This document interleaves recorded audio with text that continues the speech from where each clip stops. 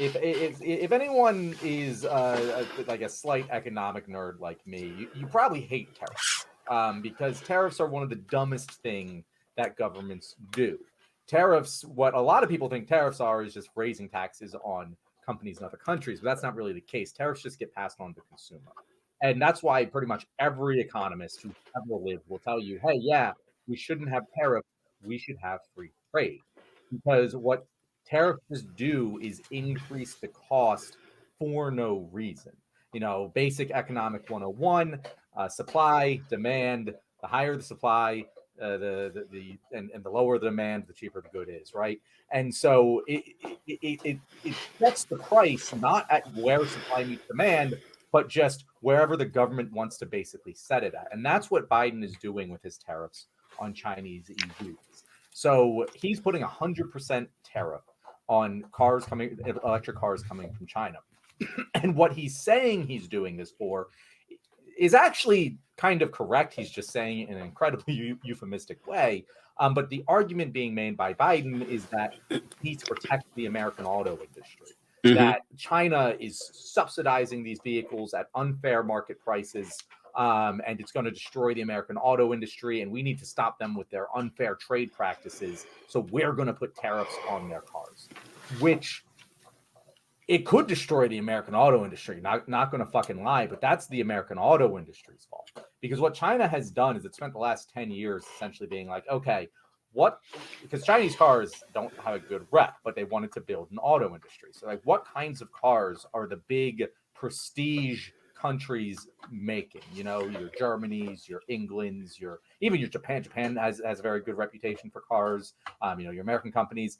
The American companies, they're making big SUVs, pickup trucks. That's where they make their money. They have been systematically eliminating smaller, cheaper cars from their inventory because the margins are way smaller and they just don't want to sell them because they won't make as big a profit. China's coming in and they're going like, okay, so the cheapest thing you can buy in America is like a $30,000 electric vehicle. Well, what if we sell you one for $13,000? And that's what they're doing. That's what they want to do. They are now, they make 50% of the world's electric vehicles, but they're not here. Yeah.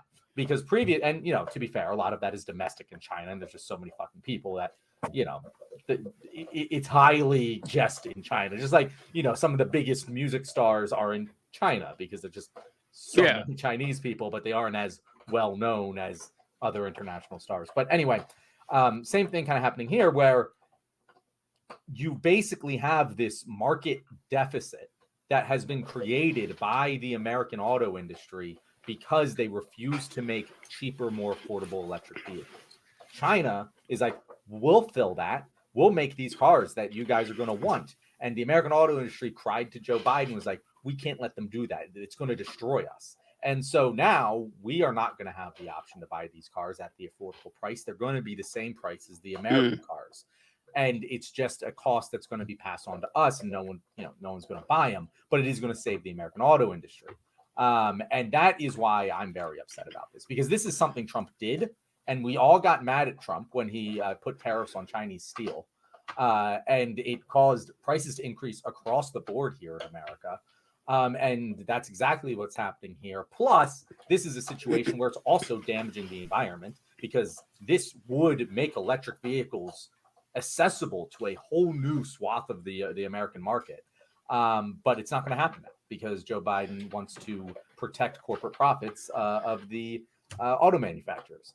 And yeah, it pisses me off that this is one of those examples that like the left will talk about, where it's like, this is just a liberal holding up progress, because if a conservative did this, if Trump did this, half the country would be upset about it. But because it's Joe Biden, no one is pissed off about it. And they really should. Yeah, I hadn't even heard of it until you brought it up yesterday.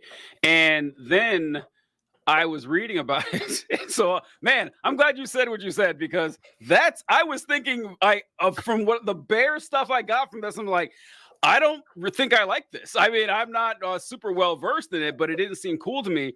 And I wrote down how we have spent, how often have we said over the last, 10 years that, look, we need to start investing in green energy. Like we need to start doing this for our infrastructure and for our vehicles and stuff, because the oil and gas industry, they're like, listen, this is like pie in the sky stuff, and it's going to take it's not super profitable. And they're, in a way they're right, but say, okay, but this is what we will be using 100 years from now. There's no way we're still going to be using, all this oil-based shit in the 2100s. Why not get ahead of the curve and be the people that strengthen our economy that way? No, we're holding back from it. So, man, fell right in the line what I was thinking. Like that was my first thought.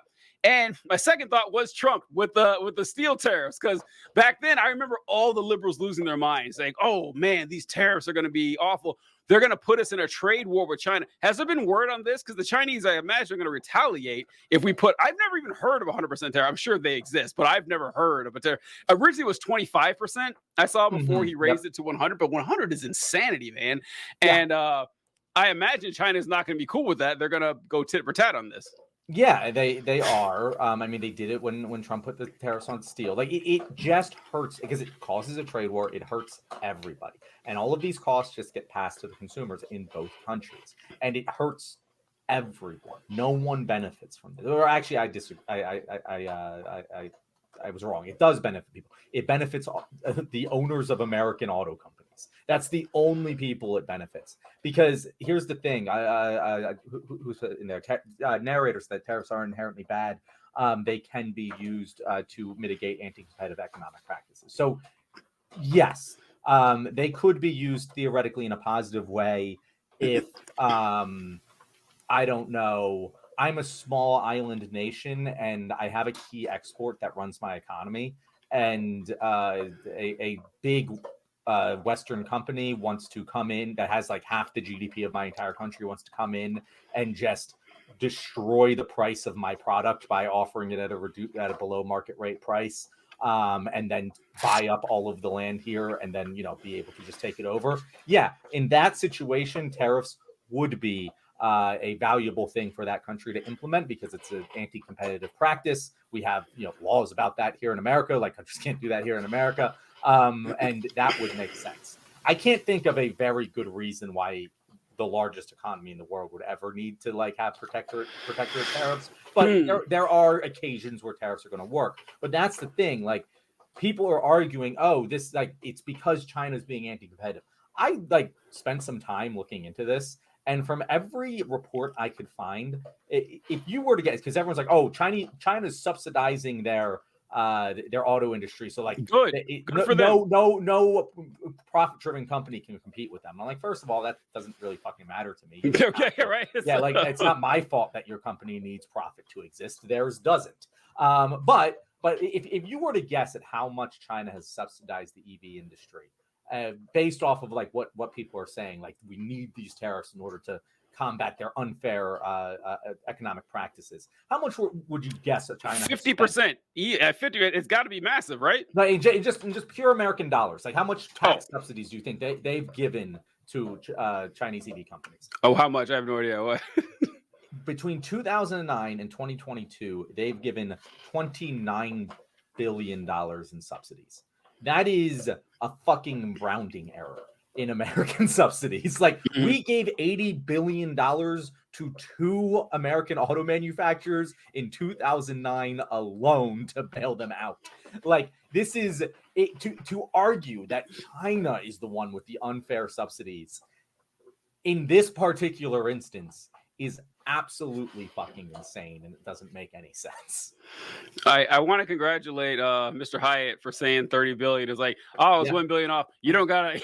you were right. Okay, 29 billion. He went over. He didn't get it. The price is wrong. The Price is Right rules. You lose. Yeah, that is insane.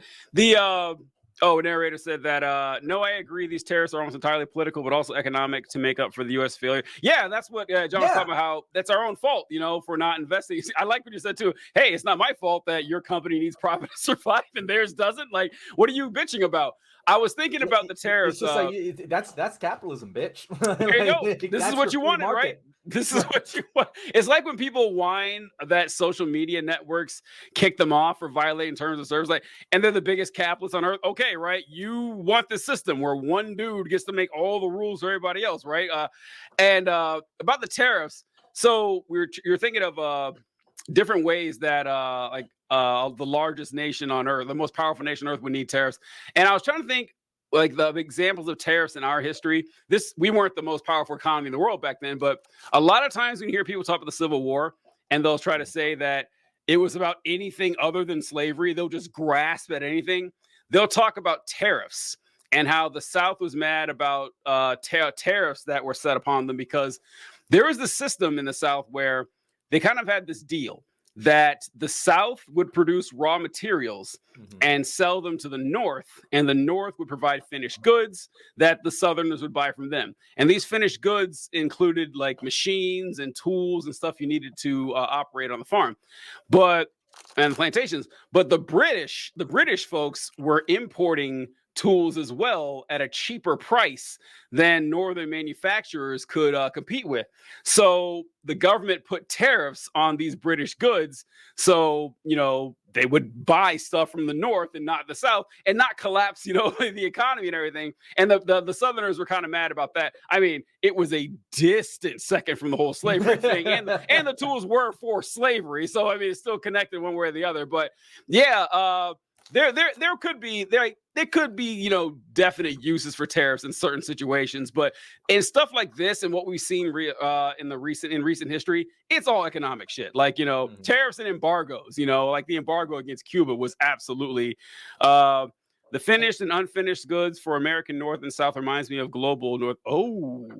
That's a good one. That's Mr. Good observation. That's a good observation, that Mr. Is exactly kind of what happens now, is it not?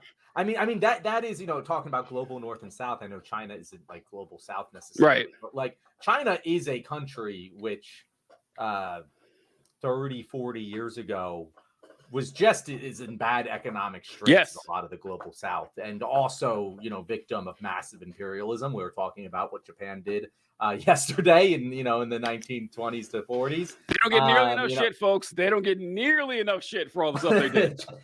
China definitely, like, it's a country, and there's a lot of bad things to say about China. Yeah. They definitely do a lot of bad things. Don't get me confused as one of the like pro-China tankies. But like what they have accomplished economically over the past 30 to 40 years is really impressive. Like they really have like brought billions of people out of poverty.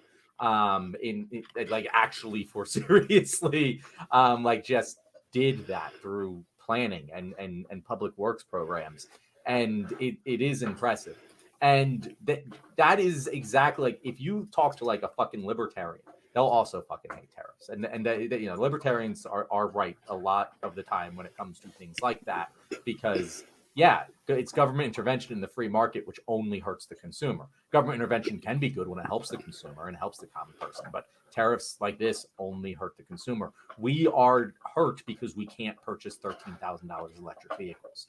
And the only people who would be hurt if we can are the American auto manufacturers, because they specifically, purposely didn't make the cars that we want. Like, because they wanted us to buy the cars that were more expensive. Like that's it. Like that's the entire story right there. And Biden is caving to them. And it's dumb. It's dumb. It is painful how true that statement is, because it sounds like hyperbole, but it's true. It's like, so do you guys remember Chevy S10s? Do you remember like small pickup trucks? What do you know what I'm talking about, John? Nah. No. Okay. Oh, wow. Okay. So I'm not, again, that might not be a John is young thing. That's a John isn't really a car guy thing. Yeah. That's you know what? That's fair, because I'm not a car guy either. I had a Chevy S10. That's why.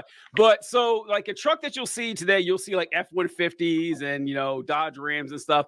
Imagine a truck half that size, like, 3 feet shorter and just literally half as long. Mm-hmm. You used to see trucks like that all the time.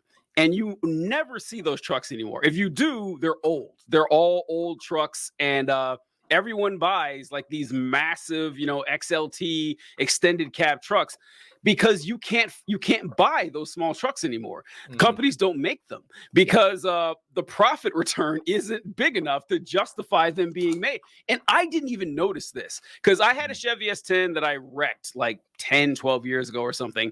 And now I have and F-150, and it's huge. But I bought it because like I don't like driving in the snow without like a big truck, and occasionally I'll move stuff and everything. I don't need a truck that big, but you know, for the 6 or 7 times a year I do, like, all right, I'm glad I have it.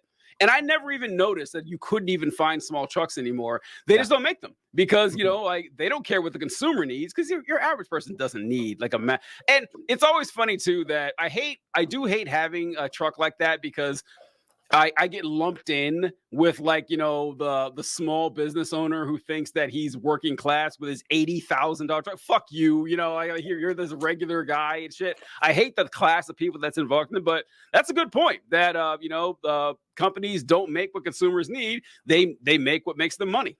Exactly. And it is such a fucking condemnation of capitalism. Yes. That they require the government to step in and prevent competition because they were dumb because of the profit motive. Like, this entire story is just a giant condemnation of capitalism that won't get enough tread because taxes have to work. And that really pisses me off. But like, what you can just, anytime you're like in an argument with a capitalist, like just like point to this and be like, explain this to me. Explain this to me, and how capitalism is somehow the better, stronger economic system if they require the government to reduce competition in order to survive. Like, come on. I agree. I like to point too that when restaurants or grocery stores throw their food away in dumpsters behind them, and like someone and a poor person goes through the cops will come arrest you for taking food out of the dumpster. Please justify that to me, please. They just fucking destroy food sometimes too, just so like people can't get it. It's so dumb. All right, that's good. Let's look at some of these comments. All right, coming in. Narrator and Mr. Hyatt are in it today. Oh shit! Oh, I didn't catch those. I went back. Okay, was good. Okay, China was a feudal nation like Russia. I was gonna make the Russia comparison. That after Stalin. Now, listen, it gets real tricky when you start saying she'll say, "Oh, so you think Stalin was great?" No, I'm not saying Stalin was great or whatever. But you know, it's you got to admit, you know, he took the Soviet Union from essentially a feudal society and turned it into the second most powerful nation on the fucking planet. That in like a decade or two, it's pretty impressive. And China did a similar thing. And yeah, people talk about like, you know, the Mao's Cultural Revolution. Certainly, a lot of bad things happen there. Not gonna deny it. But like, look at every major world power, and it's built on fucking rivers of blood. Like, yeah, of course, the revolutions were bloody, and often like evil actions happened all the time. But like, look at how America became America. Yeah. Like, we genocided an entire continent.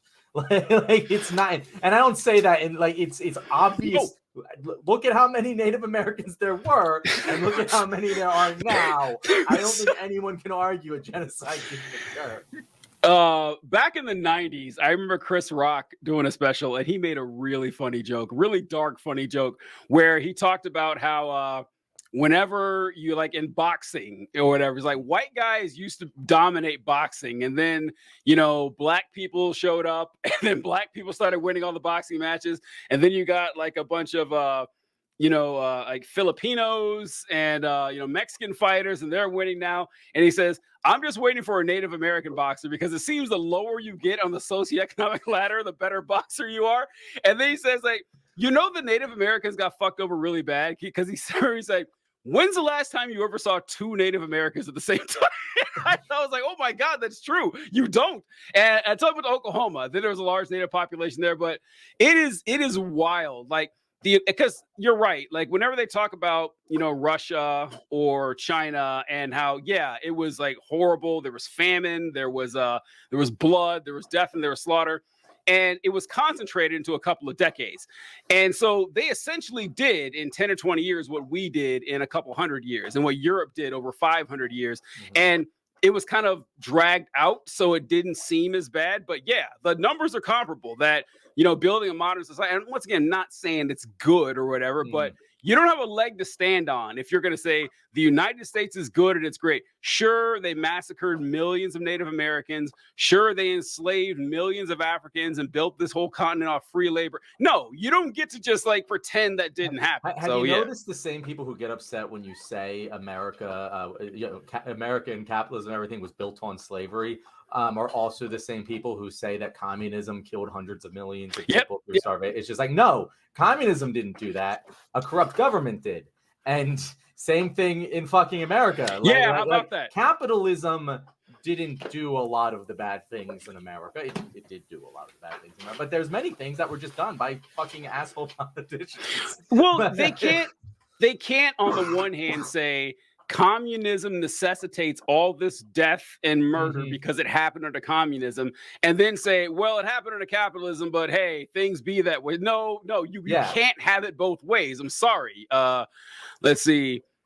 Oh. I mean, it's what happens when you decide to design your economy towards providing for your population. Now, if they can design the political party the same way, not sure that's in reference to. It might be in reference to like China and the EVs, but I don't know what their political policy in the same way being. Maybe they're referring to like human rights violations in China. That's maybe really like I would honestly like be jumping on Team China if like they just like gave people freedom of speech. Like it's the one thing where I'm just like, I can't get behind you guys because that's such a basic required necessity for me that like I can't even like cheerlead you even when I want to, because it's like, well, fuck, I can't really get behind no freedom of speech. So yeah, here's the thing with China, folks. China has its problems just like the United States does. It's hard for me to say that, you know, China is definitely worse than the United States, or the United States is definitely worse than China, because there are trade-offs. Like there are because like because we talk about, you know, like the Uyghur population in Western China and how, you know, they are being, you know, brutal. Yeah, that's perfectly true. However, if you were in China, what do you think they would say about the black population? It's like, look at any stats for the black population in the southern United States and tell me they wouldn't have the exact same criticism. Like, look what they've done to black people for hundreds of years. Like, you're telling me those aren't human rights violations? And so while China can be worse in a lot of ways, like you said, with free speech and stuff like that, we definitely have them beat in the whole globe bestriding hegemon thing, where we enforce our will at the point of a gun to hundreds of nations around the planet. And we do so hypocritically. That's the thing that like I wish we would just like be like, yeah, no, like this is just the way it be. Like, you know, survival of the fittest, suck a dick. But then we get like all pissed off when like China tries to do the same shit. You know, when they subsidize their auto industry, that's unfair trade practices. Oh, yeah. But when we bail out our auto industry to the tune of $80 billion, that's not unfair at all. Like and the fucking Monroe Doctrine. Don't get me fucking started. The Monroe Doctrine. That's so funny. Critical that is. I know. I did like how the Monroe Doctrine, like, we just said it. Hey, listen, we're taking this half of the globe. Taking the whole thing. Do anything. A half of the entire world. Like, who the fuck do you guys think you are? Some shit. That was wild. Shit, what was I saying? You know, it hasn't been challenged. It's been challenged one time and the world almost ended. It's like we sent one nuclear submarine to Cuba and shit. Like, yeah. By the way, if anyone, if you know how people say that we need to have these statues to Stonewall Jackson and Robert E. Lee and stuff. By the way, there's a school in Virginia that brought back the names of Confederate. They're like, we tried not being racist, guys. It didn't work out. We're going back. Turns out it ain't for us. Turns out like this is just how we are, man. But if anyone from like an opposing military deserves a statue here, it's that Russian guy who refused to fire the nukes. Yes. And that guy deserves a statue in every town in every state, at least in this country. He saved the world. Like he saved the planet by not firing that weapon. Oh man, I'm getting behind on the comments here. Hong Kong is a colonial project that should be returned to China. I thought it was returned to China. I'm pretty sure it was. Taiwan came from a it's a very, very complicated thing. I would be actually totally fine if Hong Kong was allowed to just go be its own thing. Like, I feel like that's the answer that the people of Hong Kong would want. Again, I'm not very well versed in this, but I do know that China like fucked over Hong Kong in their independence. So like, I don't think there's like a clear like good guy bad guy in that situation. But I do feel like the people of Hong Kong should just be up to them. I'll be happy with whatever they want. I don't think there's any like colonial claim to it that I would respect. But yeah,